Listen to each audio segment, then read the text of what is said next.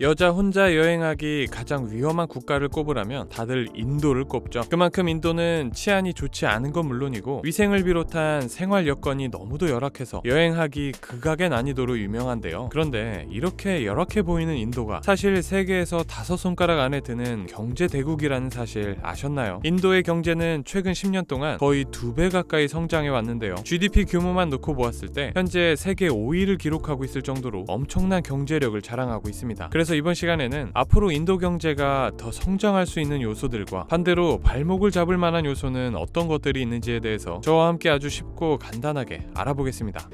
세계 경제 전문가들이 인도 경제를 바라보는 시선은 대체로 긍정적입니다. 여기에는 몇 가지 이유가 있는데 먼저 살펴볼 건 제조업의 발달입니다. 원래 세계 제조업을 책임지던 나라는 중국이었죠. 세계의 공장으로 불릴 만큼 중국은 낮은 임금을 바탕으로 한 낮은 생산 단가를 무기로 전 세계 대부분의 상품을 제조해 왔습니다. 하지만 최근 이러한 중국 제조업에 큰 변화가 생기기 시작했어요. 중국 경제가 빠르게 성장하면서 근로자들의 임금 수준 또한 빠르게 상승했기 때문인데요. 2011년도까지만 해도 미국 근로자들은 중국 근로자들보다 무려 6.5배나 많은 임금을 가져갔다고 해요. 그런데 불과 10년이 지난 2021년에는 이 격차가 약 3.5배로 줄어들게 됩니다. 그만큼 중국 근로자들의 임금 수준이 빠르게 증가했다는 거죠. 물론 이렇게 근로자들의 임금이 증가했다는 건 중국 국민들에게 있어 좋은 일임은 분명합니다. 하지만 임금이 상승하면서 생산 단가가 올라갔다는 점은 중국 제조업에 악재로 작용하고 있는데요. 애초에 중국의 제품 생산을 맡겼던 유일한 이유가 생산 단가가 저렴했기 때문인데 이제는 그 유일한 장점마저 없어져 버린 셈이에요. 그리고 이러한 중국 제조업의 쇠퇴를 틈타 새로운 대안으로 떠오르고 있는 나라가 있었으니 바로 오늘의 주인공 인도입니다. 일단 인도는 중국에 비해 인건비가 무척 저렴한 편인데요. 제조업에서의 시간당 노동 비용만 비교해보아도 두 나라 모두 계속 증가해 오긴 했지만 인도의 인건비가 중국보다 확실히 저렴한 걸 볼 수 있습니다. 이러한 이유로 원래 같았으면 중국에서 제조를 담당했을 일들이 최근 들어 인도로 대거 이동하고 있는데요. 가장 대표적인 분야를 꼽으라면 단연 의류 분야일 겁니다. 그도 그럴만한 게 의류 제조 산업은 인건비의 영향을 가장 많이 받는 산업이기 때문인데요. 원자재 비용이나 운송 비용도 중요하지만 의류 제작은 주로 수작업으로 이루어지기 때문에 노동 비용이 전체 비용에서 큰 부분을 차지합니다. 그래서 만약 인건비가 올라버리기라도 하면 이는 의류 가격 상승으로 이어질 수밖에 없고요. 갑자기 의류 가격이 올라버리면 높아진 가격에 소비자들의 구매가 줄면서 매출 감소로 이어질 수 있는 거죠. 그렇기 때문에 의류 제조회사 입장에서는 비용을 절감하기 위해서라도 저임금 국가로 생산 시설을 이전할 수밖에 없습니다. 이러한 흐름을 따라 최근 대형 의류 제조회사들이 인도로 공장을 이전하거나 새롭게 공장을 세우고 있는데요. 스웨덴의 대형 패션 소매업체인 H&M은 중국에 대한 의존도를 줄이고 인도에서의 생산을 확대하고 있고요. 미국의 의류 브랜드 갭도 생산비 절감을 위해 일부 생산을 인도로 이전하고 있다고 합니다. 또한 스페인의 패션 브랜드 자라를 소유한 인디텍스 역시 인도에서의 생산을 늘리고 있는 상황이죠. 그런데 이렇게 세 개의 공장들이 인도로 모이고 있는 건 좋은데 인도가 이렇게 늘어나는 공장의 일을 감당할 만한 노동력이 존재할까요? 이 또한 걱정할 필요가 없습니다. 인도는 이제 중국을 뛰어넘어 명실상부 세계에서 가장 인구가 많은 나라가 되었으니까요. 2022년 기준 인도의 인구는 약 14억 1,700만 명으로 근소한 차이지만 중국보다 많은 인구를 기록했고요. 심지어 앞으로의 인구 전망도 무척 밝습니다. 최근 전 세계적으로 출산율이 떨어지는 와중에도 인도의 출산율은 2022년 기준 2.01명을 기록했는데요. 건국 이래 최저 출산율을 기록하며 1.09명에 그친 중국에 비해 훨씬 나은 상황이라고 볼 수 있습니다. 게다가 여기서 더 중요한 부분은 인도의 인구가 대체로 젊다는 점입니다. 인도의 인구 피라미드를 보시면 대부분의 인구가 젊은 층에 집중되어 있는 아주 이상적인 모습을 보실 수 있는데요. 최근 저출산과 인구 고령화로 인해 고통받고 있는 우리나라의 인구 피라미드와 비교해보면 그 차이가 너무도 확연하죠. 그리고 이렇게 인구가 젊다는 건 인도 경제에 있어 너무도 큰 힘이 되고 있습니다. 먼저 젊은 인구가 많다는 건 곧 노동력이 풍부하다는 말이 되죠. 이들은 경제의 생산성을 높이는 건 물론이거니와 다양한 산업 분야에서의 인력 부족 문제를 완화하는 데 큰 도움이 됩니다. 게다가 젊은 층은 모든 연령대 중에서도 가장 많은 소비를 하는 계층이기도 해요. 그래서 이들이 소비할수록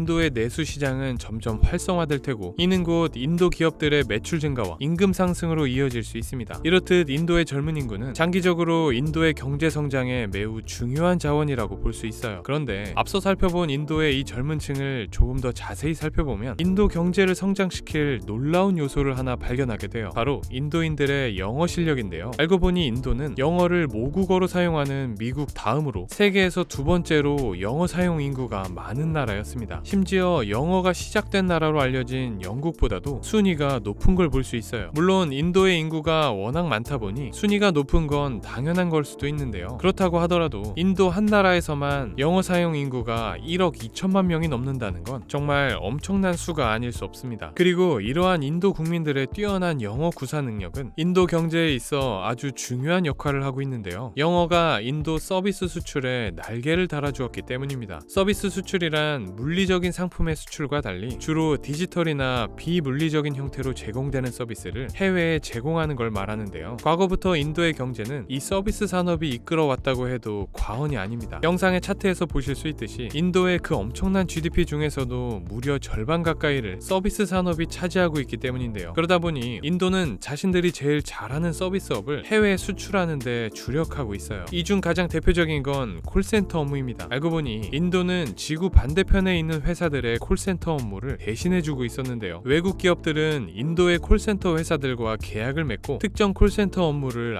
아웃소싱한다고 해요. 그리고 인도의 콜센터 직원들은 해당 외국 기업의 제품, 서비스, 정책 등에 대한 교육을 받고 필요한 기술들을 습득하게 됩니다. 이러한 기본적인 교육을 마친 직원들은 전화, 이메일, 채팅 등을 통해 외국 고객들에게 기술 지원 및 고객 서비스를 제공하게 되는 거죠. 이제는 원격으로 뭐든지 가능한 시대이기 때문에 콜센터가 어느 나라, 어느 지역에 있든 전혀 상관이 없다는 점 또한 인도에게 있어 큰 이점으로 작용하고 있는데요. 이에 인도는 콜센터 아웃소싱에 있어 가장 매력적인 나라로 떠오르게 됩니다. 앞서 살펴본 것처럼 국민들이 기본적으로 영어를 유창하게 구사하기 때문에 영어권 국가들의 고객들과도 원활하게 소통할 수 있고요. 심지어 인건비도 선진국에 비해 부쩍 저렴하거든요. 이러한 점들은 인도가 콜센터와 같은 서비스 수출 시장에서 경쟁력을 갖는 큰 이유가 될 수 있습니다. 그리고 이러한 인도의 장점들은 콜센터 말고도 전혀 다른 분야의 서비스 수출에서도 빛을 발하고 있는데요. 바로 코딩입니다. 인도는 수많은 IT 전문가를 배출하는 우수한 교육 시스템을 가지고 있는 것으로 알려져 있죠. 그러다 보니 인도는 엄청난 IT 인재들을 바탕으로 현재 전 세계 IT 아웃소싱의 중심지 역할을 하고 있다고 합니다. 소프트웨어 개발, 시스템 통합, IT 지원 및 유지 보수 등 해외 기업들을 위해 다양한 IT 서비스를 제공하고 있는데요. 현재 많은 글로벌 기업들이 인도의 IT 서비스 센터를 운영하고 있을 정도죠. 그런데 이렇게 국민들의 낮은 임금과 뛰어난 영어 실력으로 서비스 수출에서 세계 최고를 자랑하는 인도지만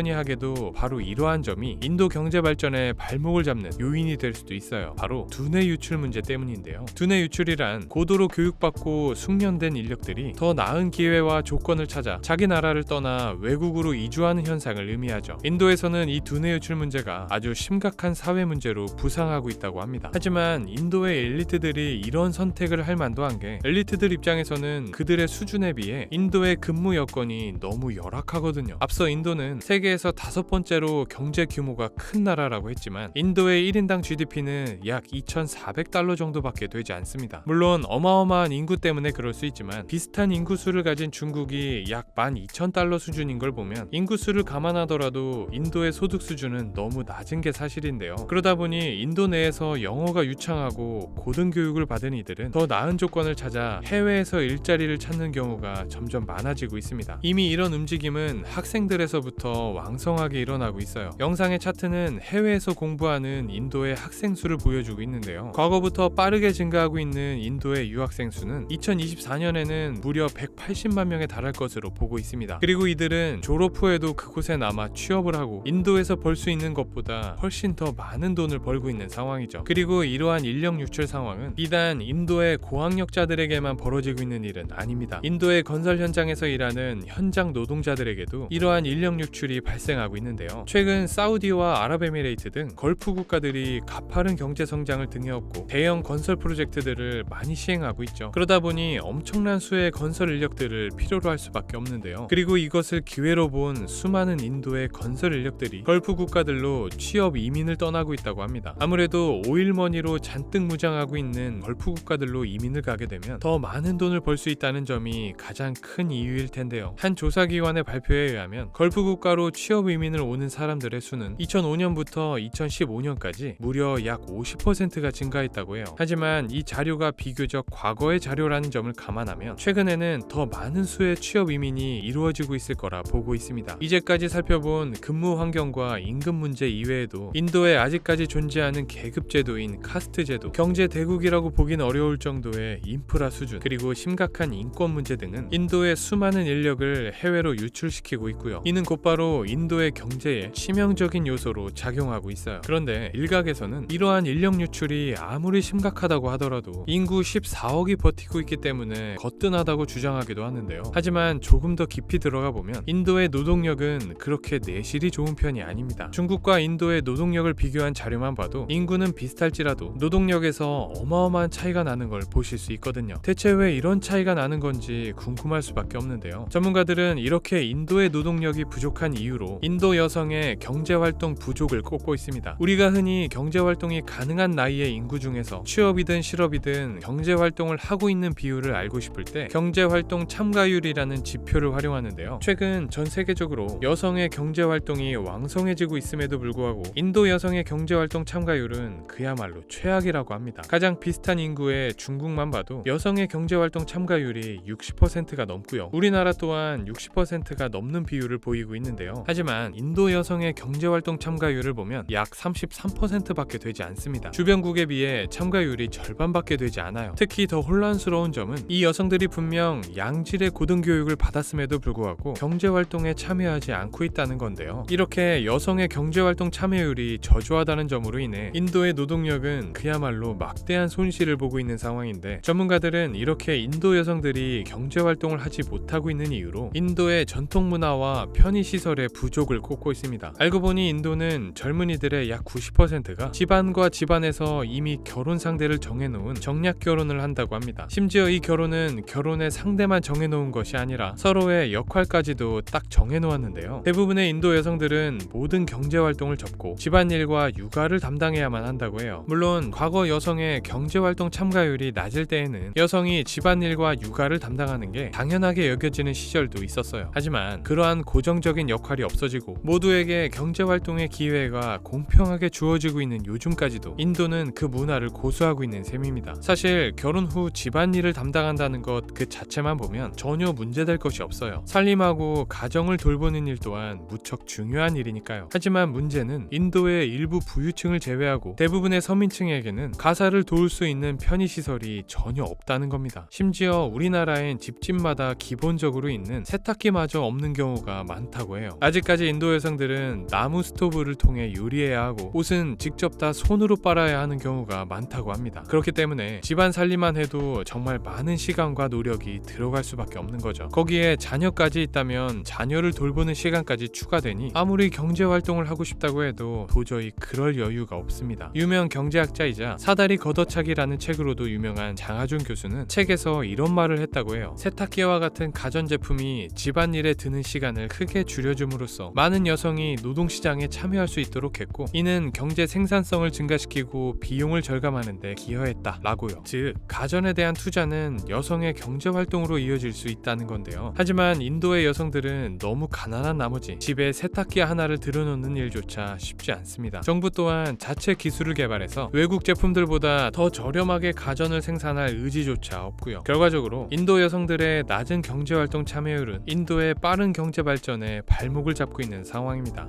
지금까지 앞으로 인도 경제를 발전시켜 나갈 요소와 발전을 저해할 수 있는 요소에 대해서 간단하게 살펴보았습니다. 오늘 살펴본 내용들 이외에도 사실 인도의 경제와 관련해서는 정치, 빈부격차, 지정학적 리스크 등 너무도 많은 요소들이 개입될 수 있는데요. 앞으로 인도가 잔존하는 수많은 장애물에도 불구하고 중국을 뛰어넘는 경제대국으로 성장할 수 있을지는 지켜봐야겠습니다. 오늘은 여기까지고요. 지금까지 지식세포였습니다. 감사합니다.